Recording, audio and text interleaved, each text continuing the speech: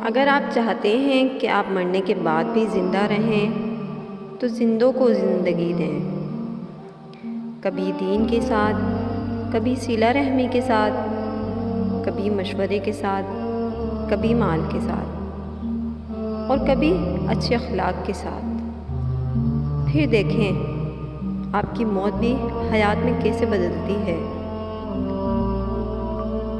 अल्लाह ताला ने शैतान को इंसान के दाएं बाएं आगे पीछे से आने की छूट दे रखी है, लेकिन ऊपर नीचे का रास्ता बंद है।